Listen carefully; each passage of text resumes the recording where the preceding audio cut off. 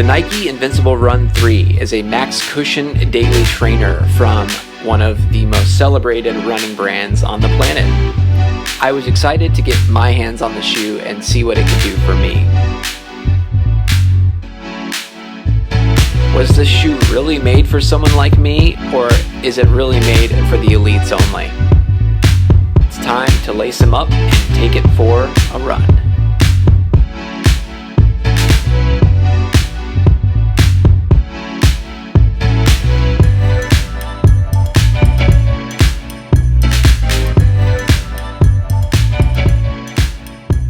What's going on, guys? My name is Chris. I'm a YouTuber that loves running and running shoes, and today we are going to talk about the Nike Invincible Run 3.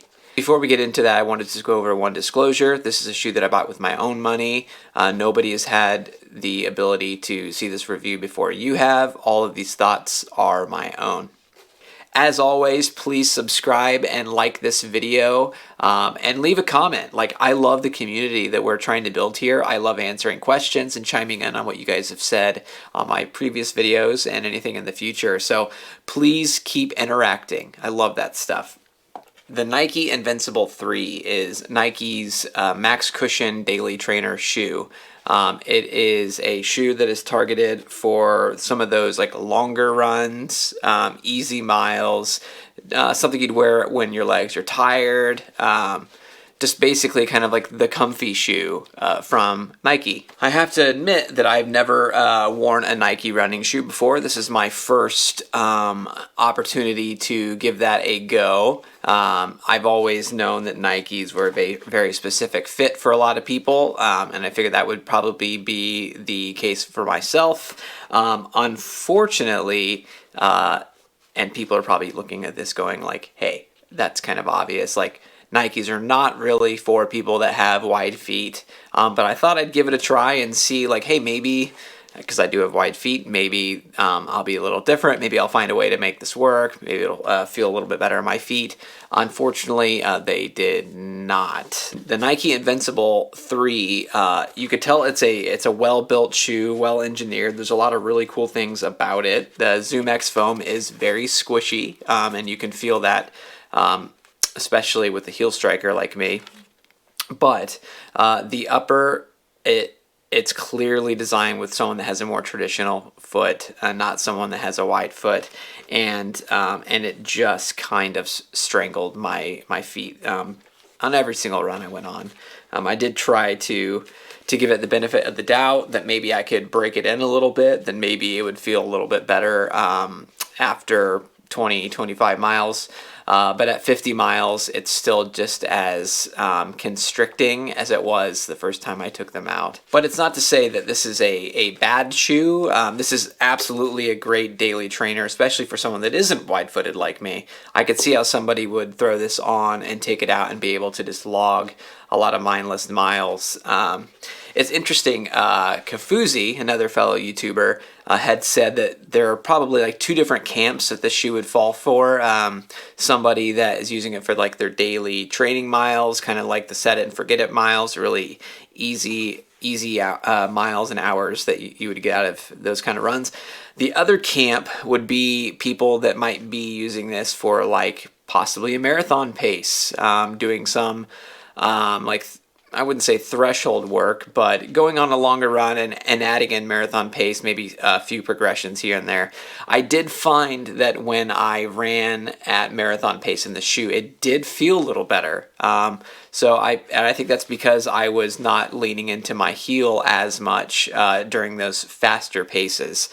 So I was able to get up a little bit more, and I think that made the I'm not going to say pain. This isn't a painful shoe to wear. It's just clearly not fitting correctly. But at the faster pace, you kind of forget all that a little bit, and it does feel pretty good underfoot. So let's go over some of the specs of the Nike Invincible Run 3. So in a men's size 9, the shoe comes in at 10.6 ounces or 300 grams. It definitely feels like it weighs 10.6 ounces or more sometimes. The heel stack is at 40 millimeters, forefoot stack at 31 millimeters, giving you a 9 millimeter drop. Not sure that it felt as stacked cushioned as it looks like on paper. I didn't feel stilted, and maybe that's something that people are looking for, but typically when I'm getting a max cushion shoe, I kind of want it to be extremely squishy. Zoom X foam is squishy, but I do not feel like it is the same kind of squish that you get in other critical foams, like the Fuel Cell foam and the New Balance Super Comp Trainer, for instance. It says that the midfoot is snug, and it is. It is extremely snug on both sides. Toe box, yeah, there's some room up there, but for the most part, I just felt like my foot was strangled most of the time. I also was not a fan of the length of the shoelaces on this guy. It was very hard to cinch these down and get the heel lock down right. I did have to stop on runs multiple times to adjust the shoes, adjust the strings, to make sure that my heel was not slipping back there. There are a few padded pillow pieces here in the back of the heel that are supposed to kind of help with that lockdown and keep your foot in place. But yeah, it was just such a weird fit, a weird, unfortunately uncomfortable fit. This does have the full-length brick of that Zoom X foam, which is apparently supposed to be a very plush and responsive foam. It's squishy, but it's not really responsive. It's not very exciting, in my opinion, under my foot. It was definitely... I certainly didn't feel like halfway through a long run that I was in trouble, like I might have to call it off. It was holding its end of the bargain, for sure. But I will say that it's just not as squishy and forgiving and comfortable as I think a lot might expect with Zoom X foam. Again, this is my first dive into Zoom X foam in a shoe, and while it's squishy and responsive, it's not the kind of comforting squish that I've come to find in some of my other favorite shoes. The outsole on the Invincible Run 3 is pretty beefy for a running shoe. This is the kind of shoe that just slaps along while you're running, especially if you're like a heel striker like me. It's a very noisy shoe. I could hear it over my music with my headphones in. This does have what they're calling a fly knit upper, but I will say that this does not feel very breathable. It's not very stretchy at all. It's a very scratchy material.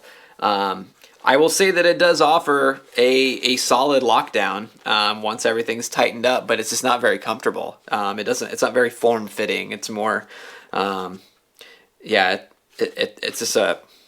just not a very comfortable shoe, and that's just.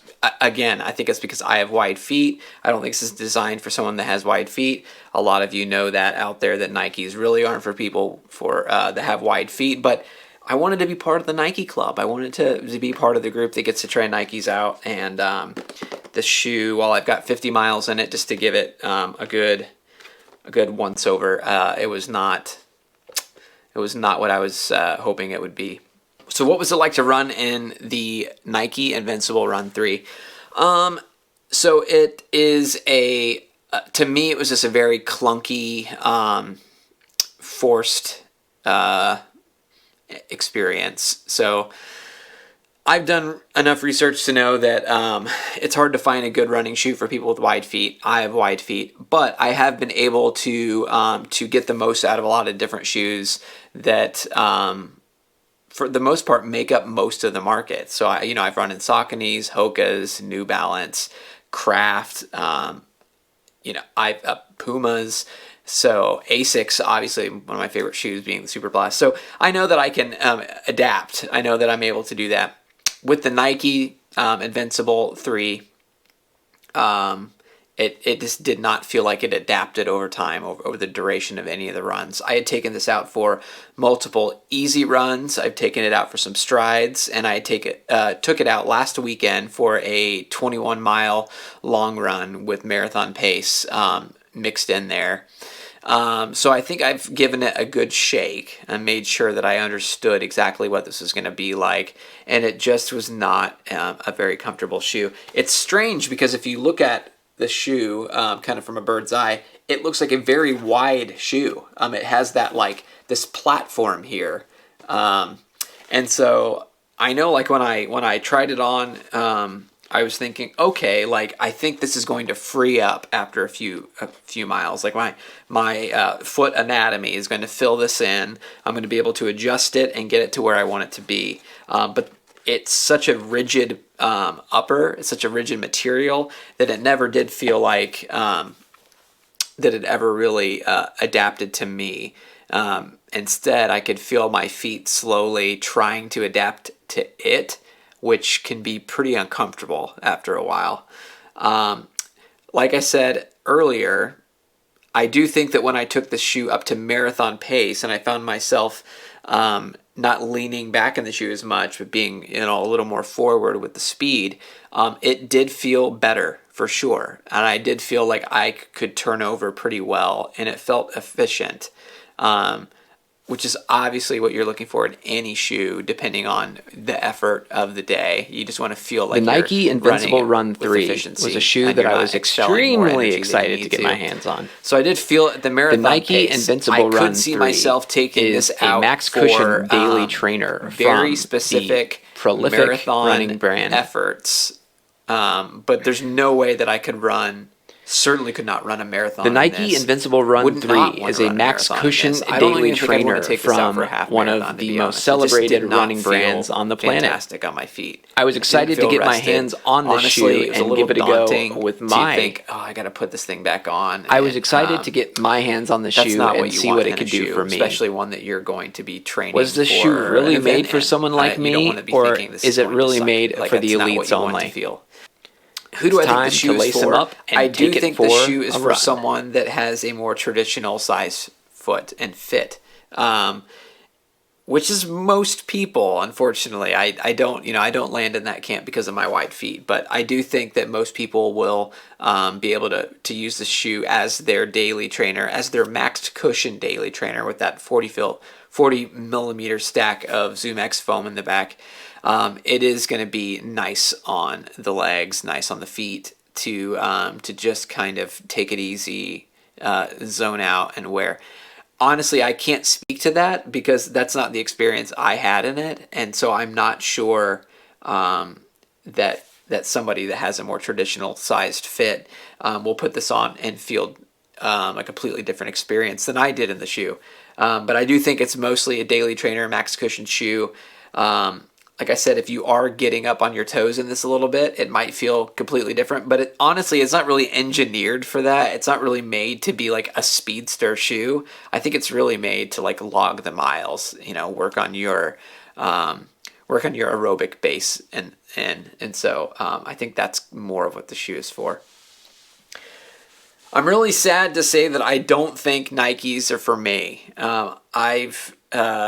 I'm obviously a huge fan of the brand, of the athletes that race in the Nike lines. I did just pick up a pair of Vaporflies 2 weeks ago. And I will say, in the Vaporfly, during pretty high-intensity workouts, I'm not having a problem with the fit. I think it fits actually really well, and I do feel very efficient in my run in the Vaporfly.